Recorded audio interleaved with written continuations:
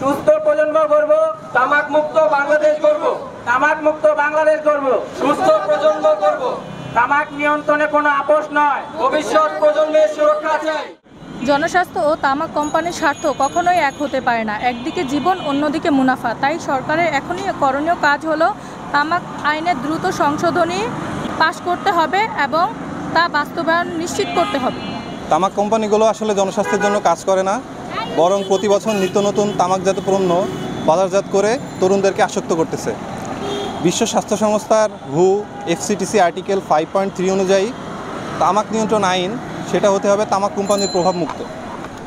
প্রতি বছর বাংলাদেশে লাখ লাখ মানুষ তামাকের কারণে মারা যাচ্ছে এবং এর যে অর্থনৈতিক ক্ষতি সেটা আসলে কর রাজস্ব থেকে অনেক পরিমাণ বেশি। সুতরাং তামাক নিয়ন্ত্রণ আইনের প্রস্তাবিত সংশোধনী দ্রুত পাশ করতে হবে এবং এই আইনের পাশের মাধ্যমেই আসলে তরুণদেরকে আমরা সুরক্ষিত রাখতে পারবো। বাংলাদেশের জনসংখ্যার 49% হচ্ছে তরুণ এবং যেই তামাক কোম্পানি আমাদের এই তরুণদের তামাকের করাল গ্রাসের দিকে ঠেলে দিচ্ছে তাদের সাথে আসলে কোনো ধরনের আপোষ করা উচিত নয় এবং তামাক নিয়ন্ত্রণ আইন সংশোধনে এই তামাক কোম্পানির কোনো ধরনের হস্তক্ষেপ আমরা গ্রহণ করব না। তাই আমাদের সকলের দাবি এবং এই তরুণ প্রজন্মের দাবি যে তামাক নিয়ন্ত্রণ আইন দ্রুত সংশোধন হোক এবং জনস্বাস্থ্যের কথা চিন্তা করে এই তরুণ প্রজন্মকে বাঁচানোর জন্য দ্রুত এই সংশোধনী কার্যক্রম সম্পূর্ণ করে আমাদের তরুণ প্রজন্মকে বাঁচানো হোক।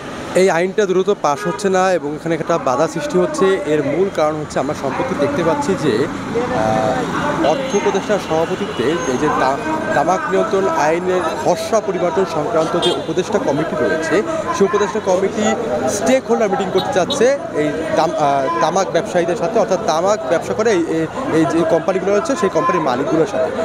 এখন অর্থ উপদেষ্টা এবং মানে যে উপদেষ্টা কমিটি তারা এই জিনিসটাকে মানে যে তামাকের সম্পূর্ণ বিষয়টাকে তারা রাজস্ব আয়ের চশমা থেকে দেখছে এবং আমার মনে হয় মূলত এই জন্যই আর কি এই আইনটা দ্রুত পাস হচ্ছে না।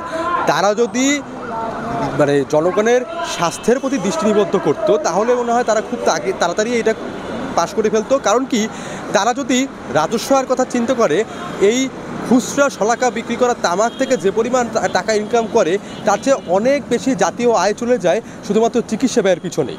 তাই আমাদের দাবি ডট ইউথ ফোরামের পক্ষ থেকে এবং সকল তরুণ প্রতিনিধিদের পক্ষ থেকে যারা কিনা এই টোবাকো কন্ট্রোল অ্যাক্টিভিস্ট হিসেবে কাজ করছে এবং টোবাকো কন্ট্রোল অ্যাডভোকেসি নিয়ে কাজ করছে, আমাদের প্রত্যেকের দাবি হচ্ছে গিয়ে অনতি বিলম্বে তামাক নিয়ন্ত্রণ আইন পাশ করে এবং তা বাস্তবায়ন করে তামাক নিয়ন্ত্রণ করতে হবে এবং কোনো ধরনের মানে আপোষ করা চলবে না। তামাক কোম্পানির সাথে কোনো ধরনের স্টেক হোল্ডার মিটিং করা চলবে না, কারণ সেটা আন্তর্জাতিক চুক্তি FCTC আর্টিকেল এর মানে সুস্পষ্ট লঙ্ঘন। এটাই আমাদের দাবি এবং আমরা আশা করছি যে এই যে উপদেষ্টা কমিটি রয়েছে তারা আমাদের দাবি মেনে নিয়ে অতি দ্রুত এই আইনটি বাস্তবায়ন করবে। আমরা যুব সমাজ সুস্পষ্টভাবে বলতে চাই, তামাক মুক্ত বাংলাদেশ চাই। এই তামাক মুক্ত বাংলাদেশের জন্য আমাদের দুইটি দাবি রয়েছে। প্রথম দাবি, তামাক নিয়ন্ত্রণ আইন প্রস্তাবিত সংশোধনীয় দ্রুত পাশ করতে হবে।